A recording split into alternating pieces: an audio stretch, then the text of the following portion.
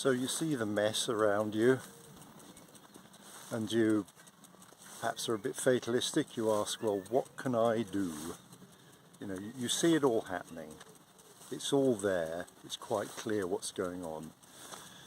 But who do you complain to? There is nobody, is there? You could join a demonstration and go and shout at people.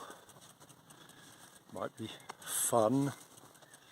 But in the end, it's not really going to achieve anything.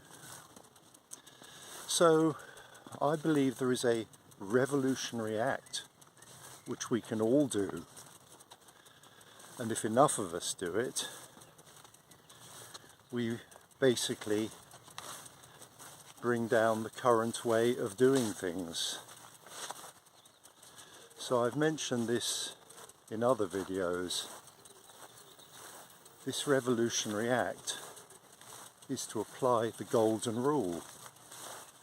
The golden rule says that we do unto others as we would have them do unto us. And it sounds religious. And so some people may say, oh well, I'm not interested in religion, I don't want anything to do with that. But it's also natural justice. I've talked more in earlier videos about this, but the point is we see the intrinsic fairness of it. If we would only stop screwing each other over, even in small ways, if we would just move the needle a little bit towards the good, refuse to carry out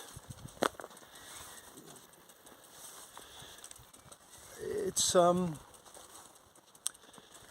sort of refusing to harm others just for the benefit, just because we're told to, just because it's our job. We have a duty to our true selves, not to allow ourselves to be used, not to allow ourselves to be weaponized against our fellow man.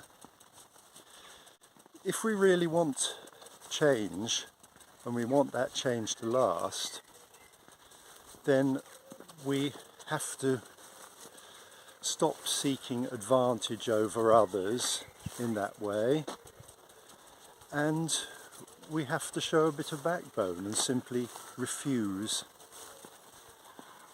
to harm others in the course of our daily activities and our job.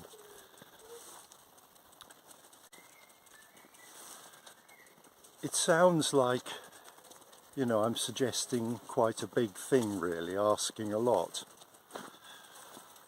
But is it really so much? You may notice that, you know, many businesses, perhaps I think of insurance businesses, for instance, or loan companies, or whatever it is, that kind of thing. You tend to meet the nice people who you sort of buy. In other words, you think, oh, they're nice, they're honest, and this and that, and they talk well, and they dress smartly, and they're pretty, or handsome, or whatever it is. You know, I can trust this person. You buy that person. And it means you also buy the product. And then quite often when you actually want to have a problem, that's when you meet the people who are in the back room, who are the bean counters, who are making the decisions, and you find, oh, that's not quite how I understood it all. That's not what the ads were like.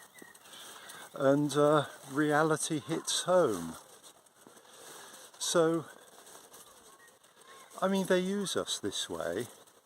They always have. They sell stuff to us on the back of people we feel we can trust and rely on. And then basically they let us down. It's not hard to think of circumstances where that has happened in recent history.